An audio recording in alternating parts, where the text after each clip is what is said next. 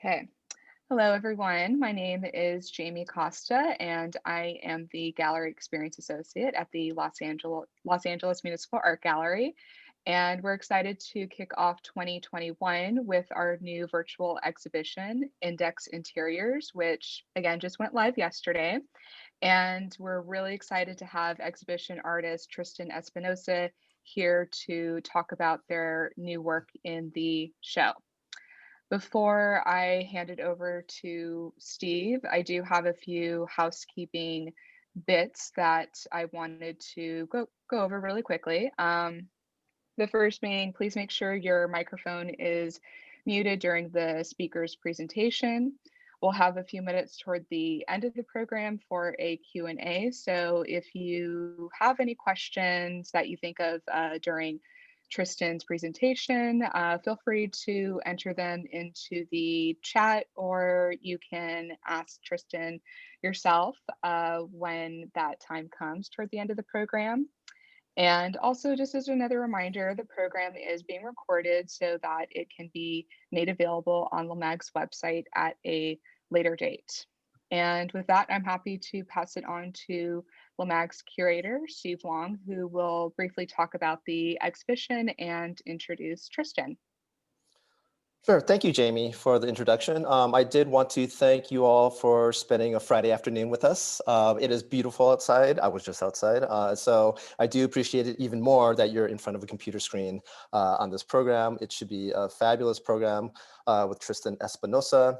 I wanted to thank the staff too here, everyone part of the curatorial team, but also everyone at the Los Angeles Municipal Art Gallery who have made this show even possible and the series of shows. And I also want to thank Department of Cultural Affairs, which we are part of, but their work, especially Gabriel, in helping promote this exhibition. There's a few things that I wanted to talk about before I introduce Tristan, who will walk us through their new work, Perennial. This is a part of a series of 4 solo exhibitions for our winter season. As Jamie had mentioned, Tristan's is now up and live, so definitely check out the link in the chat or go to our website, lamag.org, to see his show. But also in the series of shows coming up, February 4th, we have Panta Abareshi, March 4th. We do have Maru Garcia coming up, and we're going to close it out with Alexander Doriz opening. And all of these projects and installations will be online and accessible through our website, of course, due to COVID. As a reminder, nothing is currently in our physical gallery, so please don't show up and try knocking on our doors, but they will be accessible on our website. And one last plug that I wanted to do before we get started today is coming up. Tristan, again, will be leading a code literacy workshop that is for family, is more family friendly, I should say. And that is coming up Friday, January 29th at 1 p.m. And so we have lots of other fabulous programs coming up. So please join our mailing list on our website, or you could follow us on our social media. And perhaps Jamie could give another plug with the actual handles towards the end of this program. But that being said, just really quickly, you're not here to see me. We want to hear Tristan talk. Just to give some brief context, Tristan is here is going to walk us through Perennial. In general, Tristan's practice investigates the inherent biases of systems, data, and technologies, and how that dictates how we interact with one another. But furthermore, he's examining and reinventing technological systems that help facilitate conversations and relationships. So as technology, being critical helps atomize and separate us oftentimes in society, I think it's really important to understand these technologies, and Tristan is at the forefront in really examining how they could be utilized in a positive way in bringing people together. And Perennial comes out of this investigation. So without further ado, I would like to introduce Tristan for today's talk. Tristan. Hi, everyone. I'm so glad to be here. I wish that I could engage with you all in person and have something a little more intimate. Maybe you'd be able to have a picnic at the park right after this or something if we were in better times, but hopefully later in the year. I guess it's time to get started. Jamie, thank you. So go ahead and go to the next slide whenever you're ready.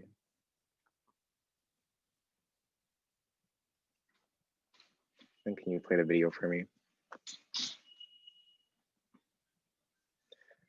I wanted to show this video of some software I made that was installed in a show at Human Resources in 2019. As Steve was kind of alluding to, a lot of my interests are in the poetics of data and how we come to understand space. And so this video is a screen recording of a program that I had written where it was interpreting live footage of the space and kind of constructing these topographical maps on the fly based on the contours of objects and people's bodies.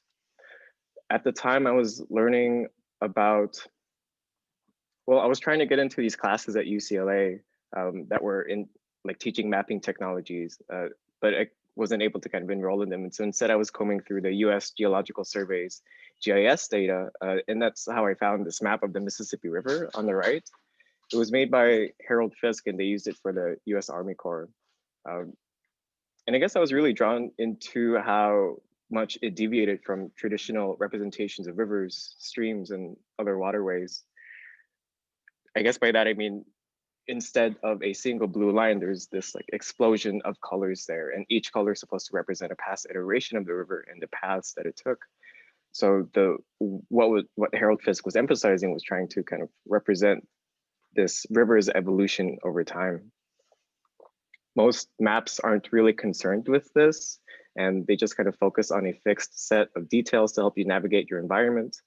And that's kind of really what's powerful about the map as a representational image. They make a place knowable and like allow something immense and complicated, like the Mississippi River or a city or another landscape or environment, make it knowable and able to be resolved right away. In the case of the Mississippi River, like if you can look into the history of how it's been used, this knowability ended up becoming the precursor to its management and extraction as a natural resource. So if you read maps in this way, they kind of become entangled in power and infrastructure and political boundaries, and also land ownership, which is one of the oldest ways of accumulating wealth in America. And one way that the Perennial project was functioning for me is that it's this kind of sustained inquiry into mapping and observation. And so this software was kind of an exploratory genesis for that. Next slide, please.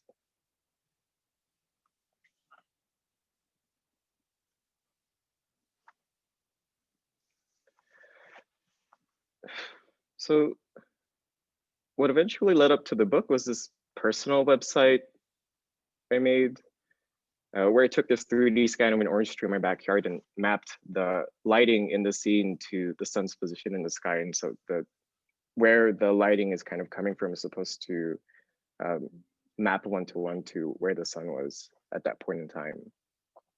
And at this point, I was getting kind of frustrated with technology, actually. And this frustration had been gestating for a while because in the summer prior, I had been in this weird startup masquerading as social good situation in the Philippines. And it had this Silicon Valley sensation where we weren't really questioning the kind of extractive settler colonial ideologies that were embedded in technology.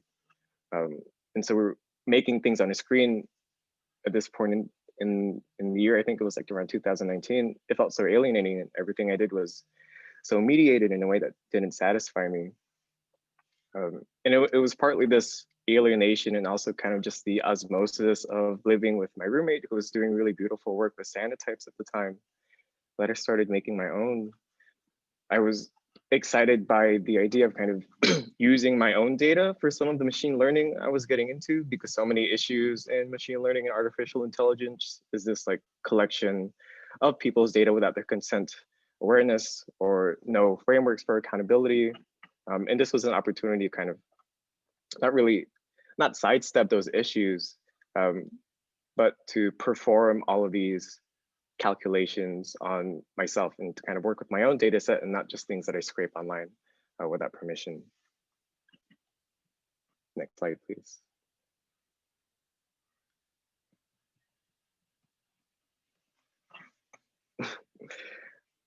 This is funny. Okay, so I was still kind of interested in the visual language of maps. So I figured out how to brush off the, it's a short video. You can loop it, Jamie, by right-clicking on it, I think. And I figured out how to brush off the external tissue of these leaves in a way that preserved the vascular structure. You had to be really gentle or else you risked destroying the whole thing. And I was pretty tender in this video, but you'll see in some of the cyanotypes later that I wasn't as careful and I kind of just learned to embrace how some of them resisted preservation. Next slide.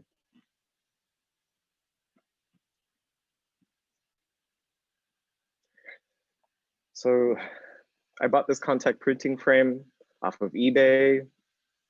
And well, I needed it because the way that contact printing frame works is that there's a spring at the back that kind of pushes the pad against the glass. And so you get this really kind of flush contact with the paper and the specimen. And that allows you to get a lot more details out of the print so that the light isn't kind of bouncing underneath the leaf and exposing those sections prematurely. Next slide. And this is how that cyanotype ended up turning out.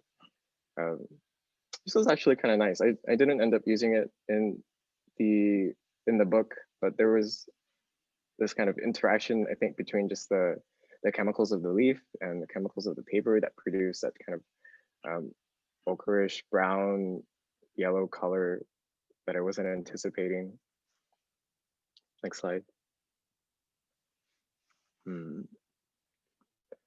Yeah, these next few slides are cyanotypes from April last year. And I think that was the point when I was starting to get into, I guess, sort of a production mode where I was becoming really familiar with the process of producing these images. Something that I haven't really emphasized yet is how long it takes to kind of make this image. The leaves have to soak in water for a few weeks, or if you have a more abrasive solution like washing soda, you can kind of boil it for a few hours and then it makes the exterior tender enough for you to remove that material. But then kind of removing each leaf took around 30 minutes to an hour, depending on how large it was. And so there was this kind of repetitive ritualistic motion of removing this kind of like life-sustaining material, this membrane from the leaf that protected it from external forces. Can you go to the next slide? It's just another example. Next slide. Next slide. Or you can stop there. So I guess this is where I was also kind of more directly engaging with Anna Atkins and her Cyanotype book. But where Atkins was kind of interested in creating this codex that documented various species of algae, I was more interested in indexing a single tree and representing it over time. And that was kind of like more of a decision that carried from my obsession with Harold Fisk's map, where it was this like superimposition of the Mississippi River across years. Next slide. And next slide. So these are kind of funny, or well, maybe not. But in the 20s, the largest grower cooperative at the time, called the California Fruit Growers Exchange, they're sun-kissed now, by the way. They started distributing educational pamphlets to Spanish-speaking citrus workers as a way of supporting Americanization programs. And they were meant to be lessons in everyday English. And so they included lines like these, like insects spoil the fruit, hydrocyanic acid gas kills the insects, men put the great white tents over the orange trees, et cetera, et cetera. There was a departmental director at the time who had this statement let me see if I can try to remember it. He had said something along the lines of, instead of giving them such sentences as "see the red hen cross the street," give them something about the business in which they derive their livelihood, or something like that. And so the educational material that they were distributing to these agricultural workers were kind of directly tied to their labor. And what I ended up doing was laser cutting some of those sentences into acrylic and using those as the glass to make, well, not glass, but as the screen to kind of make cyanotypes with. Next slide. And I exposed them using grow lights. So that's why the intensity of the color radiates outward and fades. They're hard to parse, but I was kind of interested in that because I think parts of this project were about the schematization of images and kind of classifying and cataloging them and how to capture them in absolute detail. And these were the only cyanotypes that I had made that had this like kind of wonderful quality of resisting legibility. And then I was thinking about how that connected back to how that inverted the functionality of these sentences, which were meant to be kind of learning material. But now since you can't read them, it is separated from that instrumentality. Something that I was also thinking about with these slides was just because of like this specific collection of sentences where was talking about death and killing insects and kind of preserving the fruit. And so I was tying some of those themes back to, or I guess just thinking about how death connects back to worship and ritual, and how in the process of making these cyanotypes, I essentially had to kind of kill the leaf, and in order to preserve it or like have it undergo this like kind of fossilization of material. Next slide. These are all of my cyanotypes. So over the course of about 7 months, I made around 70, 75 of them, which was, I don't know, anywhere between 5 to 10 a month, I guess. These were pretty much this was all of the material that went into the book. Not all of them are easily identifiable. In fact, none of them are, and I kind of like go into why that is later. But this was essentially the archive that I had created over the course of 7 months. Next slide. So we're getting to the part of the work where I was starting to perform statistical analyses on the entire collection and doing some image processing. This picture is the mean of all of the cyanotypes. So I had written code to add all of the pixels in every cyanotype together and kind of just average them out. You'd probably see like similar kinds of images on clickbait websites or something where maybe they're combining all the pictures of like the sexiest man alive and try to make the perfect guy. So the processes there are kind of similar. Next slide.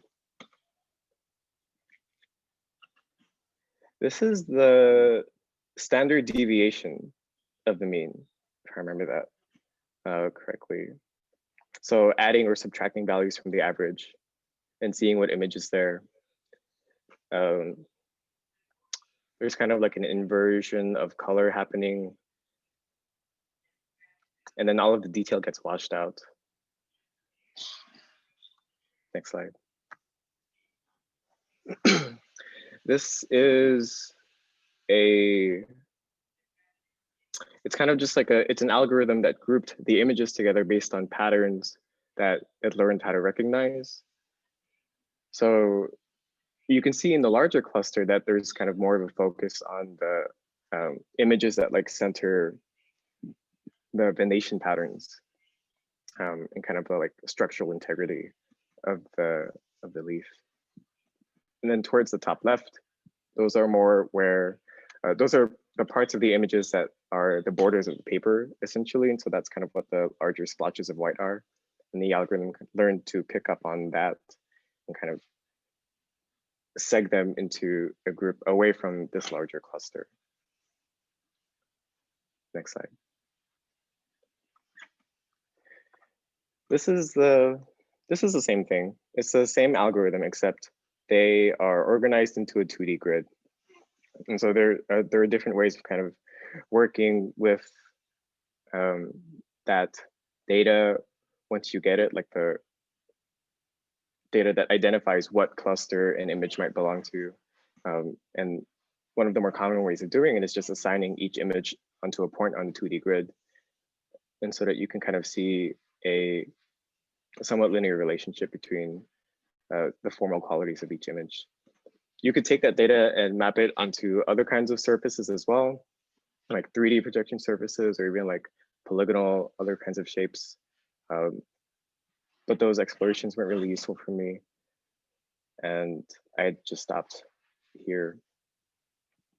Actually, what I ended up doing with these is that, again, none of them were made into the work, but I thought that they were useful kind of just as sketching exercises. Like if I were to try to sort all of these manually by myself, it would take a longer amount of time that would maybe be outside of the scope of what was possible kind of in my capacity.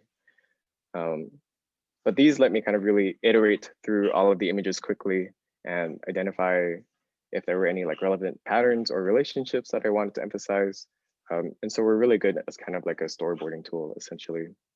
Also, when you do machine learning, when you work with algorithms, it's useful, it can be useful to understand the math that's happening underneath, because then you have more control and therefore more agency when collaborating with the algorithms.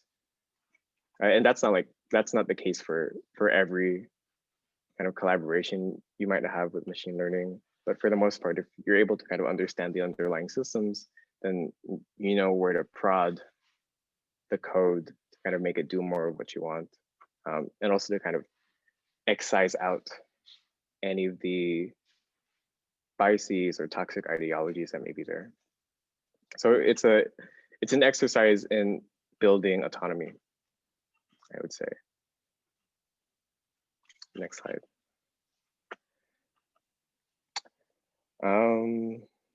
What can I say about this one?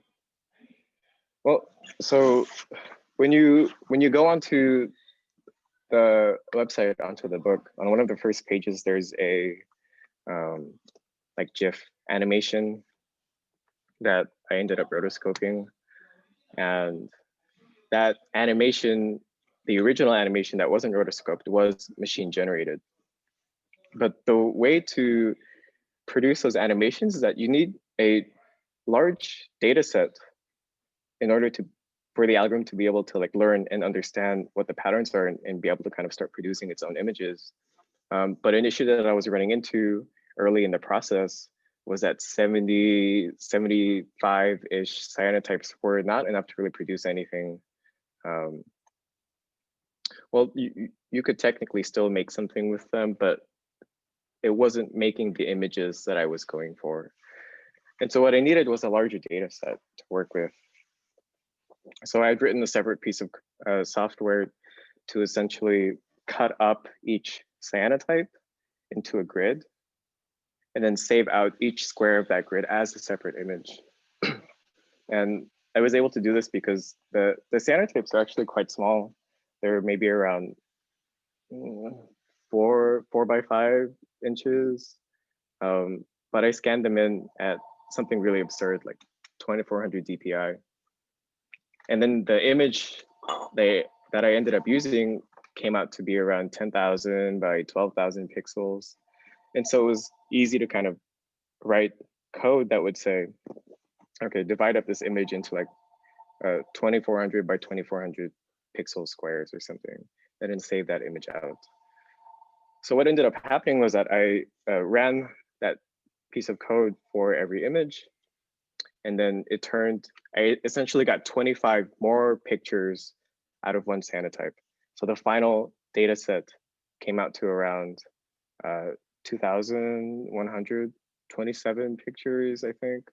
And that's what I use to generate, to train the machine learning algorithm to kind of generate additional cyanotypes and pictures. And this is just all of them at once. And it's kind of interesting to see. You can really make out where um, the pictures are like focusing on the left side of the paper, like where the border starts to meet the edge, or maybe the top and bottom of the image, et cetera, et cetera. Next slide.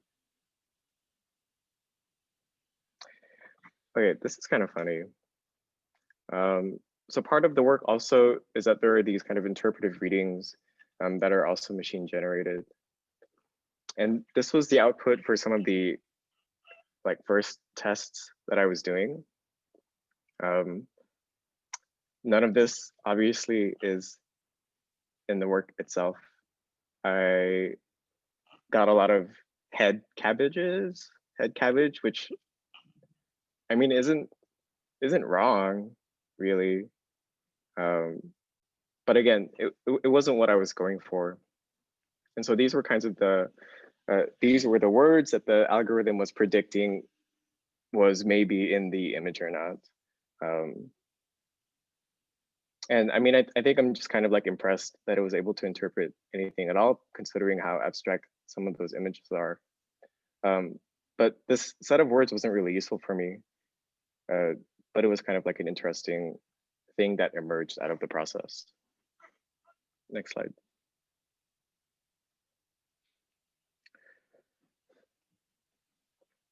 Yeah, so that output wasn't really useful for me. And so I was trying to figure out ways to, I guess, make it compelling. And one thing that I was noticing during this project while I was working on it was that I was starting to experience that same kind of alienation from what I was making that I was before, when I was focusing purely on the kind of speculative, like interactive software. And so what I ended up doing was scanning in these family photos that had handwritten captions on the back of them, and then populating the data set, or like the algorithm that was generating the text with these captions. So on the left, it says Tang's welcome address during the Mayflower Festival. He is the president of Men's Bake Org or something. And then on the right, it says at the Manila Yard Town Hall. And so there were these, I don't know, moments like this that were kind of, I had found while going through some of my family archives and just thinking through how to ground this project into something more personal. So I gathered as many of these captions as I could find, and then used them to weigh the algorithm essentially. And so where it was going to lean towards head cabbage, maybe it would say something else instead. And this was kind of just to make the output more robust, but then also start connecting this idea of, I was working with these archives that I was producing, but I also had access to all of these images that were already made, and thinking about, I guess, modulating that distance again, and how it would feel to bring these personal narratives and history into the work. I don't know that the specificity of these images don't really come through in the captions, but they kind of like reorganize the language in a different way. And so you'll see that when you read some of the text, that the sentences are a little bit more robust. They don't all make sense, but they are more evocative than they were before because of this. And I think that may be it. Is there something else? Oh, right. So this isn't part of the kind of conceptual grounding for the project, but when you go onto the book, you'll see that I've kind of like separated out the work into like a flip book, essentially, where you can just click through the pages and just kind of a large scrollable web page. And in one sense, that was me trying to work with scale, and because the experience is different with the flip book, right? Because you only ever have 2 pages available to you at one time, and that really affects how you end up viewing and experiencing the work, especially in relationship to the physical book, where that experience may be a little bit different. And then with the scrollable web page, you kind of get more information at once, and you get to see some of the larger visual patterns that I was trying to work with and kind of composite into the work. And so the experiences are, or I guess what ended up happening is that when I was focusing only on the flipbook, I noticed that there were accessibility issues with the library that I was using. And so the library is called Bindery.js. It's an open source library. That means that the code is available online for people to see and potentially reused or sell or turn into something commercial, depending on what the license are, on what the license is. But one positive thing about open source work is that it allows people like me who may have different needs or priorities than what the creator had originally intended to kind of come in and voice those needs and see if there is capacity for things to change. And so this screenshot was kind of documenting this interaction between me and the creator of the library, where I was asking them to add some accessibility features to their to Bindery.js, mainly kind of keyboard navigation, because you couldn't flip through the pages using your keys, or like for folks who are only using keyboard to navigate websites, then they wouldn't be able to access the work. And so this interaction is recording when I had approached the creator to maybe add some key press events to the work so that they could either use the arrow keys to flip through the book, or potentially change kind of display modes by clicking on certain keys. And that just felt like something important to attend to, because making something and putting it online was it was a new experience for me. And it's different from installing something in a gallery, or there's just a whole list of experiences and realities that you have to really accommodate for when you put something online. And so this was kind of just like one way where I was trying to acknowledge that, or like be more literate in it.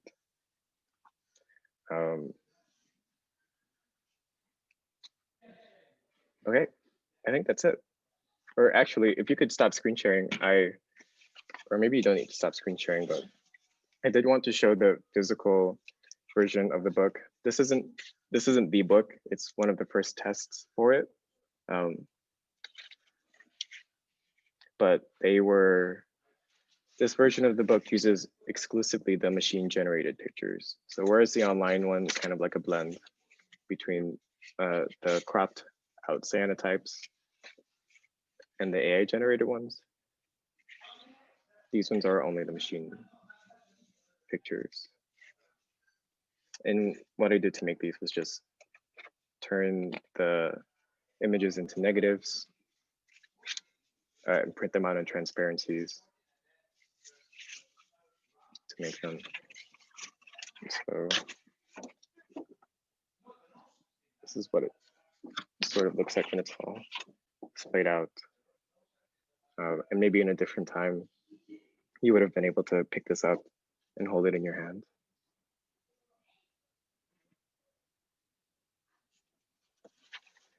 I hope I'm not over time. Are we okay?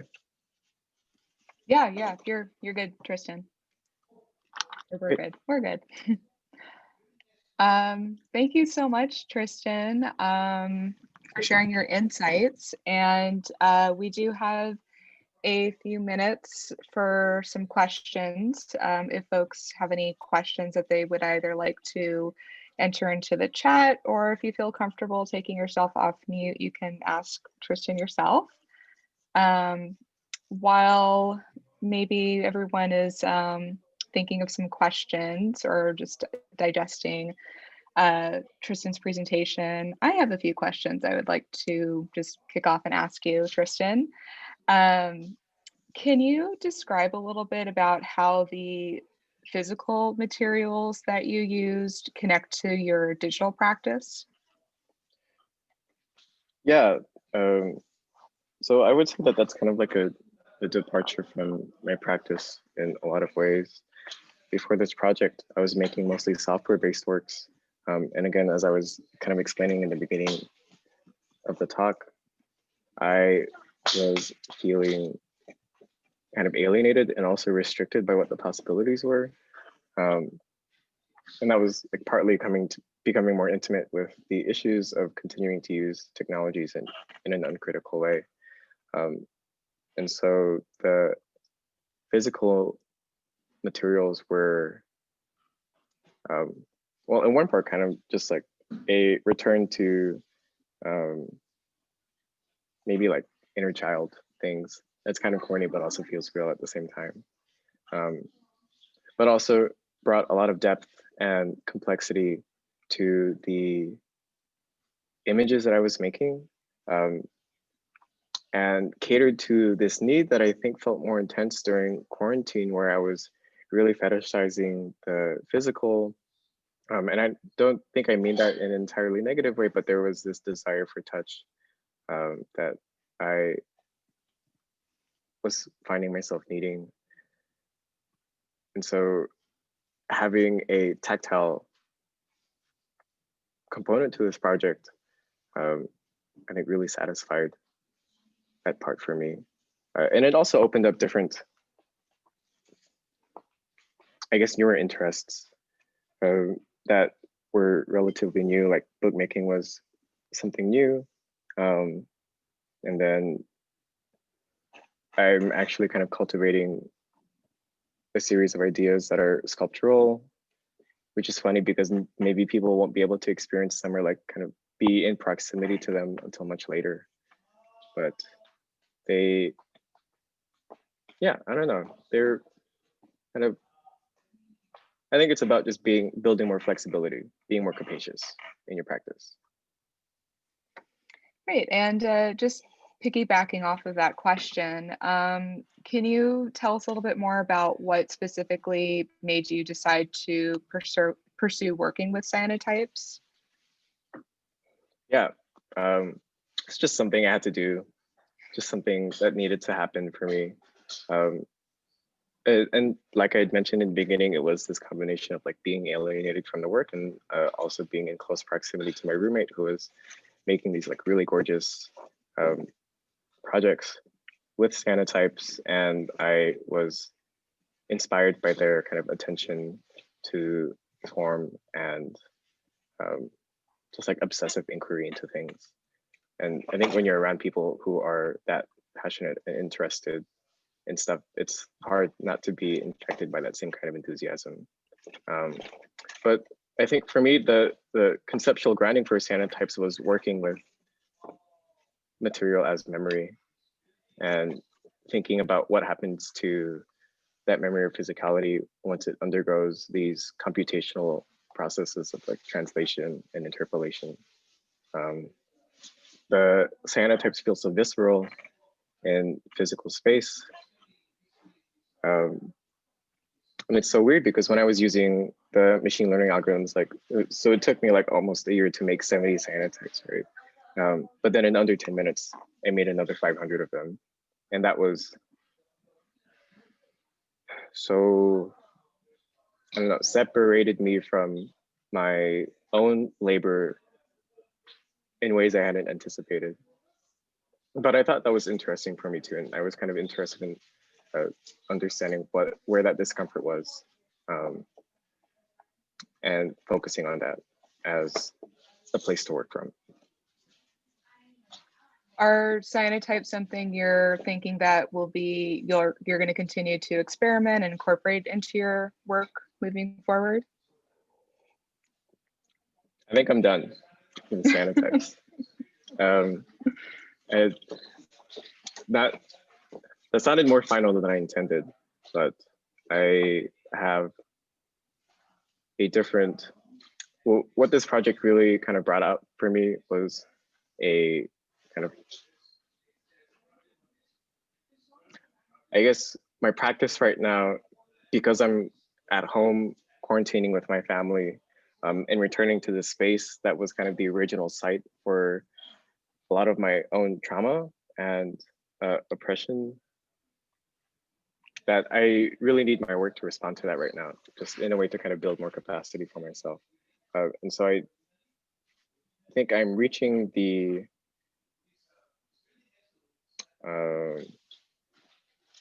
end of this kind of inquiry with cyanotypes, not necessarily with making images or prints or books, but that there's a different form and different approaches that I'm interested in looking into. And so I actually am making some newer videos that are focused in using simulation software. So I'm rendering some stuff in Autodesk Maya right now, and also learning motion tracking and motion capturing in order to, well, like making the camera gaze at myself now. Because I think I want to do some kind of embarrassing things in the work, but I don't really want my family to be the performers, or like kind of force them to do the embarrassing or like vile things I might be interested in representing in the work. And so I kind of need to shift my attention onto myself, and using some of those simulation technologies seems like the only way to go right now for my practice anyway. Yeah, great, thank you. And I did get a direct message with a question for you that I'll read out. The question is, did you feel that you were in a constant learning experience? Yeah, of course. Absolutely. I mean, this entire situation has been such a shift, and I think also it's compounded by just being in grad school at the same time. I don't know if I mentioned that in the beginning, but I'm in grad school right now, and it's my last year. And so everyone in the program, when I was sharing this project with them, you all weren't there for some of the earlier stages, but they really helped to shape the feedback of how this project turned out. And in the beginning, it wasn't actually even going to be a book. It was just going to be like a web installation without any kind of physical reference. And so there were many points of departure for this work that kind of came out of coming up against those boundaries, feeling out where my own boundaries were, and noticing what needed to shift. Thank you for that. Yeah. Next question. Yeah. There is one. I have a few more questions for you. And just again, if anyone does have any questions, feel free to again take yourself off. Oh, I see a raised hand from Lauren. Yeah. Hi, Tristan. Nice to see you. I moved from LA a while ago, so I haven't seen Tristan in years. But I don't know if this is really a question, but I'm really interested in the alluvial maps, the Harold Fisk ones that you talked about as a reference in the beginning. Because I read about them in a piece that Rumi wrote, who you might have met through some of the processing events. Yeah. And then I've been thinking about them a lot in a really heavily metaphorical way, thinking about time and like you said, the way it's representing the reality of a river not being a fixed static object in the way that we typically see them represented on maps. And so I guess I'm just curious if that is shaping your work in other ways, or like I think it's clear how it related to what you made here, but it seems like in a like if you take it in a very poetic way, it also kind of relates to temporality and sort of histories and some of the other things that I know that you've worked on and probably continue to work on. So yeah, I don't know. I'm just curious how else it's affecting the way that you think, or the questions that you're asking, or what it might mean for you going forward. Yeah, definitely. I'm so glad you're here. But I guess an extended way that I was thinking about those maps are that, I mean, this like the way that we interpret maps are, I feel like, really shift our relationship with space and in place and kind of the things that are there. And what was really compelling about Harold Fisk's maps for me was that the river stopped becoming like a subject, right? Or something that was like enacted upon. But it really emphasized its own kind of autonomy and change over time. And I think that having less of that fixity like repositions what your own relationship to the environment would be. So yeah, I think that's kind of like how it's starting to map out as, is that you start to look at these places as not just things that are like that you can enact force upon, but then you can kind of like, I think it starts to open up a different relationship with non-living things and also living things, where you're kind of like in this environment together and everything is affecting one another. It's more of an ecological framework, I think. You might know a lot about that too.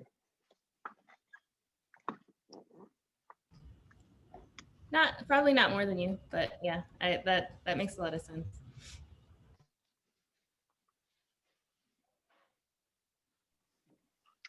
Thank you, Lauren, for your question. Before we wrap it up, does anybody, I do have like one last question I want to ask Tristan, but does anybody else have any questions that they would like to ask? I have a quick question. Yeah, go for it, Stephanie. I was so curious about the way that you collaborate with the algorithms and with the computer and using and manipulating different data sets.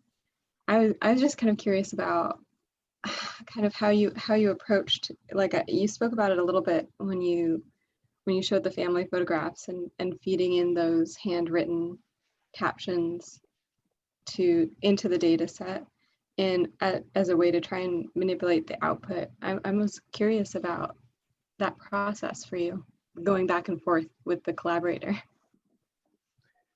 Yeah, I mean, I think that's kind of an interesting question because in the same way that I feel kind of done with Cyanotypes or like wanting to move on, I also kind of want to shift away from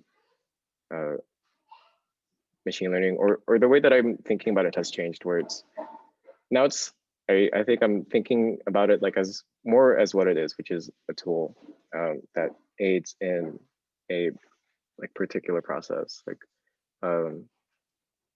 I am noticing a personal need for me in my practice where I want to kind of just shift away from machine learning being a place where the content of my work is residing. Like ideally, the pictures could be interpreted outside of the specificity of any one framework, right? And not kind of be grounded in the fact that it was like made by a machine or something. But the this kind of interaction with the algorithm is a way, again, I think, future building, essentially. And so what was happening for me was that I was noticing things about this process that were not getting me to where I needed to go and weren't doing the things that I needed, and weren't satisfying like my own kind of conceptual interests, but also kind of like my ethical and social values. And so the weighing the algorithms with data that I collected from like my own personal archives and family histories was an experiment for me in seeing if I could, if there was like a version of this algorithm that would be cooperative instead of extractive, essentially, kind of like how they would be otherwise. Yeah, it's just thinking about the future and what in my most like expansive vision of what I need and want from technology, what is in that, and this kind of like cold and calculating approach from Silicon Valley that's like divested from community interests and local knowledge is not what I need. And so that was kind of a gesture of trying to insert that where it was not present. Thank you. Yeah, I hope that made sense. Thank you, Stephanie, for your question. Unless anybody else would like to unmute themselves and ask Tristan a question, I do have one last question. It's kind of a two-part question for you, Tristan. I'm curious if you could tell us a little bit more about the work that you do with teeny tech zines and how that factored in with your new work and exhibition. And also if you have anything, any news you can share about any other shows you have upcoming for this year. Yes, absolutely. Thank you so much. Tiny Tech Scenes was there. We're a collective and also kind of like we're a group of people who have been organizing zine fairs in Los Angeles and also in Barcelona last year, where the zines are kind of centered around issues in technology and how zine makers have been kind of articulating or responding to issues that relate to their interactions with technology. So it's a part of my practice that bleeds into my work in the sense that our priority is to create a space where care is centered. And so just thinking about how like it again, like in this vision of the future, like what is the most like loving and supportive and sustainable environment for us all to kind of exist and relate to one another. And Tiny Tech Scenes is like a manifestation of that. So we put together like cultural programming and organize events and are currently contributing to a collective zine. And it was also, it kind of just like made sense to, so we had started in 2019, I think, if I remember that correctly. It's already been so long, but we, we were this org that was kind of like thinking about publishing zines and like making books and stuff. And then I had yet to make my own book. And so it seemed like there was kind of a disparity there. And so those are just kind of a few of the ways that my organizing practice bleeds into the creative practice. As for upcoming shows and works, I have two final things that lead up into the summer. So I have another solo show in March and then an MFA show that'll conclude my program at UCLA. And that's going to happen in May or June, sometime during the summer, for like the opening. And at that point, I'll be releasing a new body of work that are these kind of like rendered simulated documentary videos, essentially, where I'm like reperforming the archival footage that I have at home, but in kind of like fantastical or like mundane environments. Ooh. Yeah, that's what I have upcoming this year. And then I graduate. Great. Well, thank you for sharing that information with us, Tristan. And just thank you again for the work that you do and for sharing insights about your new work in index interiors. We're super excited to work with you, and I'm really proud to present this new work for everyone. And again, if you have not checked out Index Interiors, it is available now at lamag.org, and I will make sure to send that link again for everyone in an email after we wrap up, as well as if you're around January 29th, Tristan will be leading a code literacy workshop, so we'll send the info for that. Also, thank you again, everyone, for being here with us today. And that concludes our program. Thank you again, and stay safe, and we'll see you all virtually again soon. Talk to you later. Bye. Bye.